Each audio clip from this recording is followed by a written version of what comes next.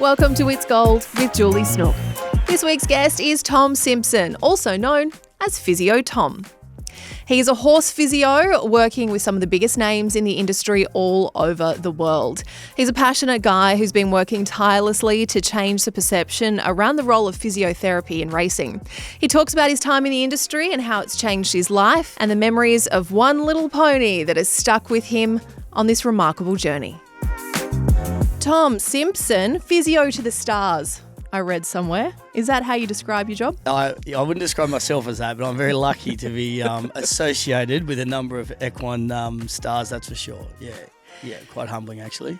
We will get to the stars themselves a little bit later because there have been some rather big names that you have worked with and continue to work with. But I want to go back to the beginning. When did you start your study as a physio? Yep. And when did you make that decision to transition into equine physio? Yeah, I certainly didn't end up in this position intentionally originally. I can tell you that. None of us do. No. There's a few deviations along the way. But I did human physio, and that was – I sort of just did it for the sake of doing it. Like I didn't have a passion for doing physio or whatnot. I was trying to do a couple of other things. And then I still remember – doing my first placement in a hospital. And my mum was a nurse growing up and, so I wasn't foreign to me, but I'm like, I'm not sure this is for me. And then I did my first private placement and I'm just like, oh my gosh, and we have this, in human physio world, you have this question that's between therapists is a bit of a, watch this one, like red flags or yellow flags, right? And then, so that's what you call the description. But you'd say to someone when they walk in, if your pain is 15 out of 10, like your arm's fallen off, that's 15.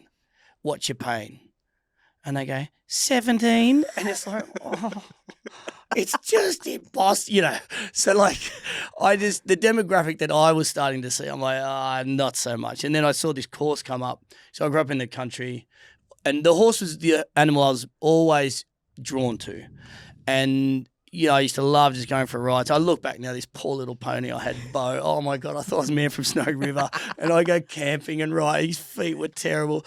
But I just loved being around the horse. And I saw the course for the masters come up in equine physiotherapy or animal physiotherapy. And then I specialised in equine. And I was like, well, it's either do something completely different or use what I've done with the 4-year course, so it's because it's a pretty significant course, a physio degree. And so I took the chance and I had no interest in racing. I had no knowledge of racing, an interest in the animal, but so they say ignorance is bliss, and it was certainly that. And I did the masters, and then off I went. Yeah. So I'm hearing you didn't like people. Yeah, not my yes, not my go. As I just explained why. I was then drawn to racing. Like I started in doing a lot of equestrian horses. Like went to badminton horse trials and all that sort of stuff, and that was amazing. That taught me a lot, and it set me in great stead for incorporating a lot of those skill sets into racing. Like for example, the dressage arena at Rose Hill, and Chris has embraced that.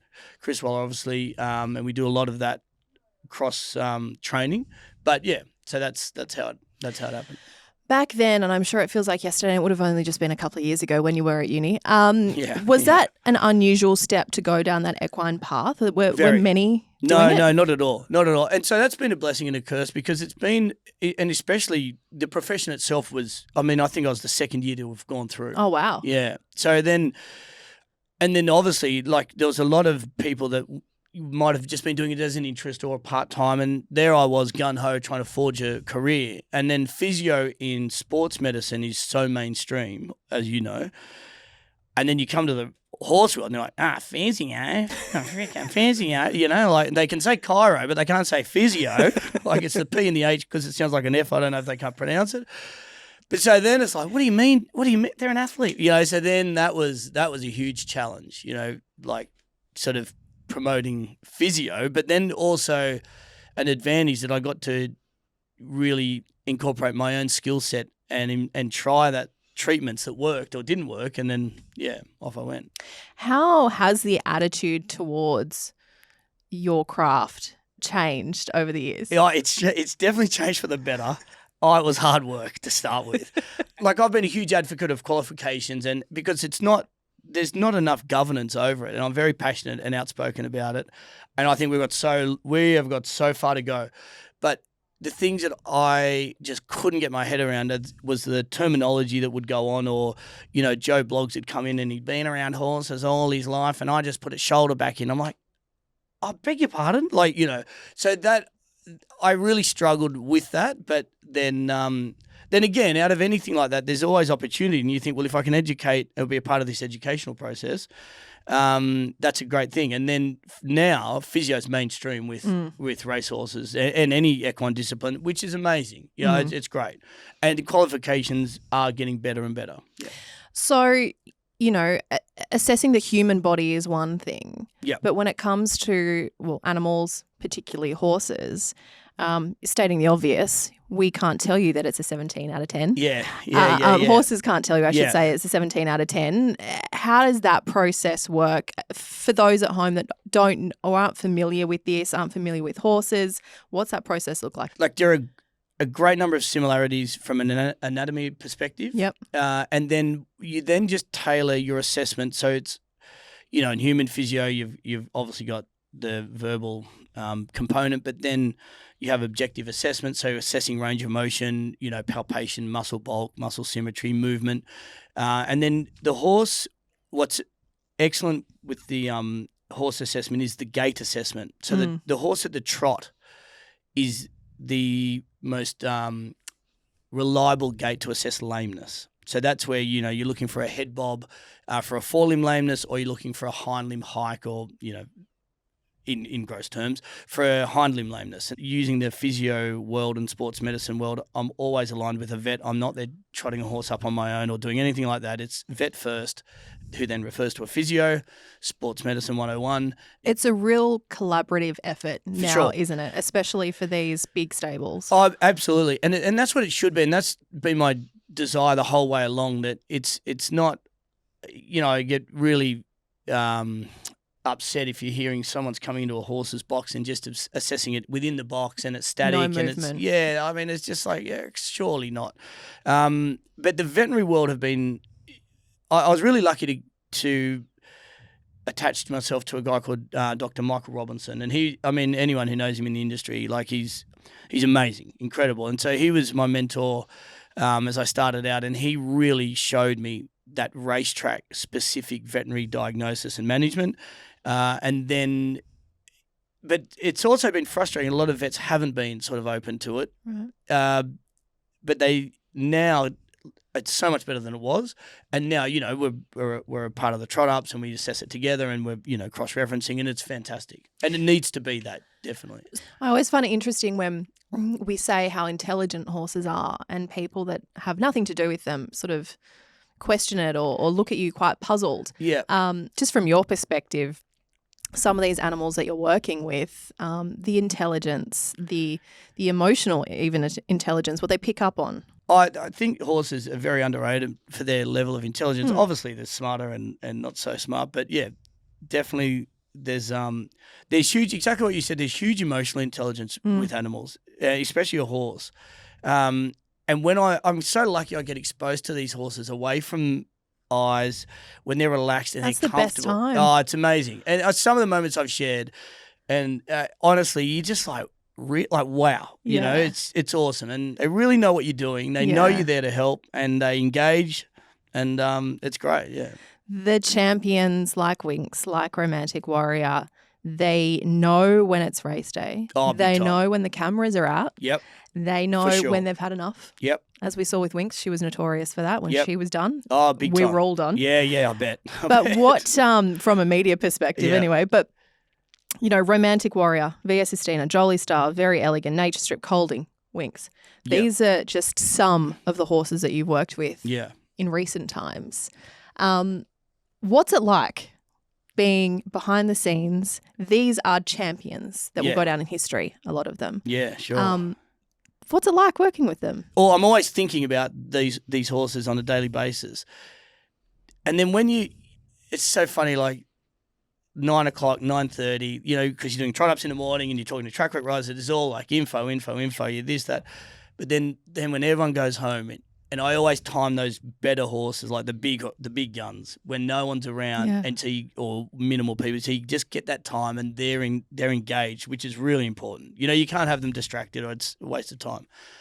And you're just like, wow. I mean, it's unbelievable. And I see a horse like Winks, you know, someone she didn't know or she was at trot ups or whatever, and came up to assess her or do what I did, like ears back and see you later, just in that environment. Whereas what she'd allow me to do, an acupuncture and this and that, you're like, they're just so trusting, you know. It's great. Yeah, it is incredible to see some of the videos you put up. They're like putty in your hand. Yeah, I'm really lucky. How are you finding Romantic Warrior is another one. Again, we hear James McDonald talking about how he's the favourite and just what makes him so different. He's a dude. He's unassuming initially, and then I've had the luxury of working with him now for 3 years, and he's I don't know. Like the first time I saw him, it wasn't really.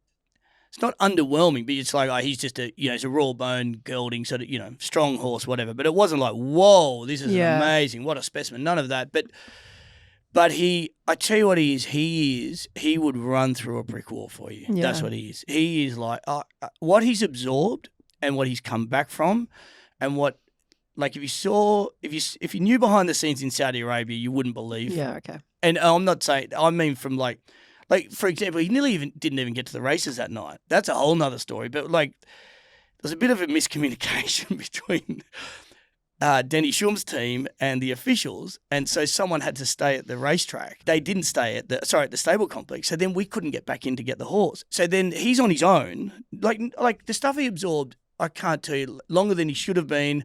And then he has to get rushed at the races, almost Farlap-esque, not really, but like just things that would normally upset a lot of other horses. Yeah. He's just like, bring it on, and just point me in the direction I'll go. Yeah, yeah, that's If you're in Gallipoli, you want to be looked and see Romantic Warrior. He's the man. Yeah. Can you give just a little bit of insight or an example, I suppose, let's use Romantic Warrior as an example, that most recent run, the prep that week, because you're flown over there, you're there for a significant period of time, so it's not just we need you there on the day. No. That lead up and post. Yeah, I think like any sort of horse at this level, they've got a pretty strict routine, and it's not dissimilar to, there's some subtle differences, but for example, he galloped on Monday, and so, he's treated on Saturday in preparation for the Monday gallop, and then post gallop, he has his normal cool down, and then you treat him and give him a really intense treatment on the Monday. Tuesday is just a bit of a follow up, like sort of soft tissue work, but a bit of a almost yoga type scenario, like just a really thorough stretching sort of routine. And then Thursday he did a little bit of a gallop again. Huey Bowman popped in to ride him, and again, you then just replicate what you did from the Monday leading into the Sunday, and Saturday morning's just a triple check, stretch, whatnot, off you go, away you go. And then follow up Monday, obviously, after Sunday. This might sound like a strange question. What are some of the devices that you're using with these horses? Yeah, no, it's because a good question. some crossing over with what you use. All of them. Yeah. I'm a huge believer in dry needling. Yep. Acupuncture, but specifically dry needling. And I've been able to translate that or transfer that across to the horses, and the results are unbelievable. Yeah. And I don't put a lot of it on social media and whatnot because I still believe in client confidentiality, as it were, with the horses, I think. But it's unbelievable. Yeah. TENS machine can be really effective for, especially like the thoracic spine just behind the horses, where the saddle goes. Yeah. It's a really hard area to acupuncture. And then you adapt that for every horse. Like some horses hear Theragun and they nearly end up in the stable next door. I've done that a few times. And then there are other ones that like they just absolutely love it, and some hate needles. Yeah. So then it's a lot of soft tissue work, like, because you can it's amazing what you can do, what they'll let you do. You can stand on a block next to them and get above them, and you mobilizations and. Well, once they start to understand what the process is. Yeah, that's right. Yeah, and they're very tactile animals. If it feels good, they're all there for you. You mentioned a little earlier that you were sort of laughed out of the stables at one point with some stuff you were trying. Has that happened a few times over the years where people have gone, you know what, Yeah. take it elsewhere? It's sort of, once I've got in there, it's been okay. But getting in there initially was, like, physio. Oh, righto, champ.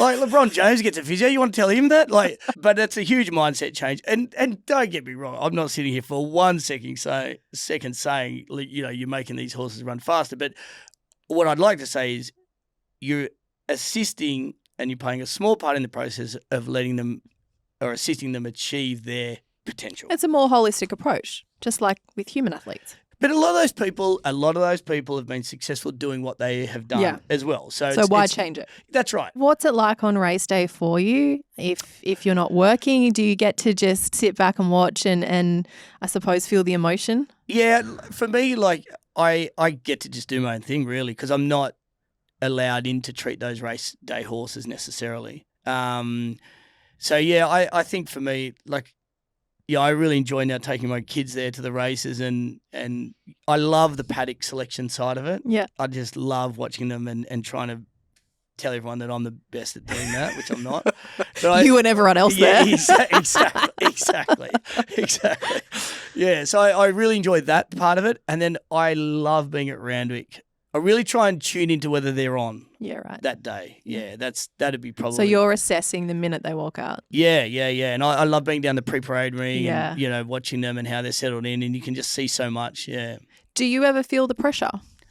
Oh, look, I'm not nowhere near what these other guys would be feeling, but I think if there's a horse that you've made or been part of the decision-making process to make a big call, yeah, definitely. And that's so rewarding when it comes off. And I mean, the welfare for me is everything. And I think if you asked anyone, I really, in the nicest possible way, have no regard for the personalities involved because I hate people. But Thank God you work with animals. Yeah, exactly. But I am all about the horse, rightly or wrongly. And I'll always, like, I will go hard for the horse's best interest, no matter what.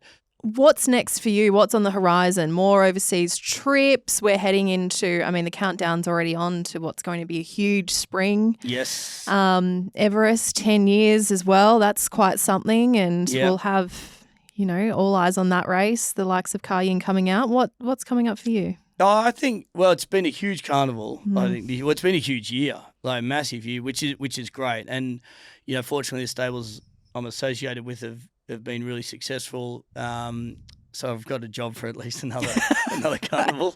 It's always a worry. But I think this year I feel like there's stuff in Hong Kong's really sort of, that's culminated into a really sort of good thing at the moment. And, I've been lucky to be involved with Kayin Rising recently and then, Mark Newnham's stable and they're all firing on all cylinders and excited for James Cummings to start over there. Mm-hmm. So that's something I'm really passionate about. And then I think I've got a great team with me staff-wise, which is awesome. So you've got a team here, Melbourne and Brisbane? I've got sort of, yeah. The main team's here and I've got a presence in Melbourne, but more so we fly down there and then the same in Brisbane. So there'll be a lot of travel to Brisbane over the carnival.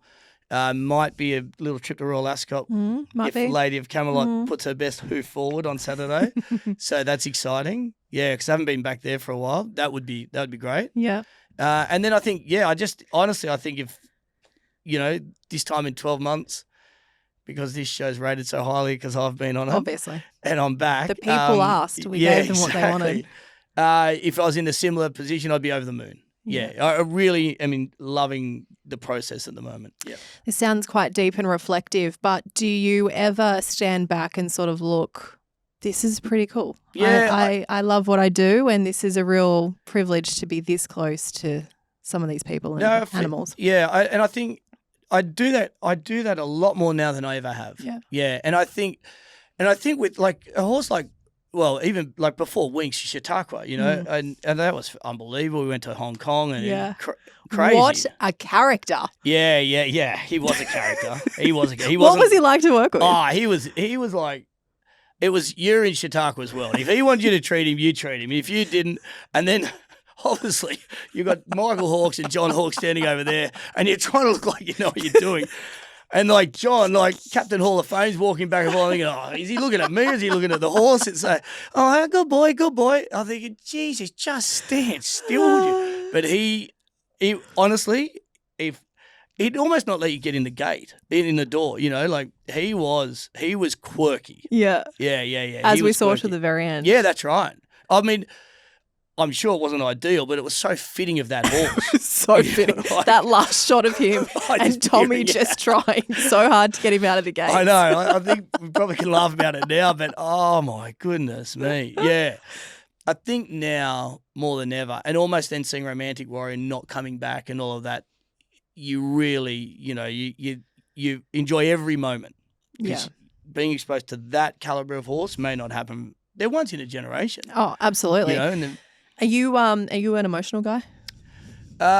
Do you get emotional some of these races? I mean, I only say that because I remember that it's just one race that will, I think, forever stick with us is Winx's last run. Yeah. Probably for the atmosphere as much as the occasion and the result. Yeah. But do you ever sort of go, oh? Oh, no, I don't get emotional. On the day, no, I get excited. Yeah. People will tell you, yeah. That's another story. I get Afterwards? very excited. Yeah, a bit too excited. Anyway, we've got boundaries in place now. But I, you know what, I get emotional about if something happens to a horse. Yeah. Yeah, that's I get very like, you know, I do get worked up about that side of it. On the day, I have a bit of a pinch yourself moment. I go like unbelievable. Like Romantic Warrior on the weekend, I was just like, awesome. Like, yeah. So, but I don't necessarily not teary. Not yet. Maybe in a few years. Yes, we'll soften you. Yeah. If you could go back and tell your younger self Yeah. one thing before entering the industry, what would it be? You are going to be taught an amazing amount of resilience. That's a good one. Yep. And that's what this industry is amazing for. And at the time, the lessons you learn you think might be a bit harsh, but it is resilience. And what it rewards you for is being resilient.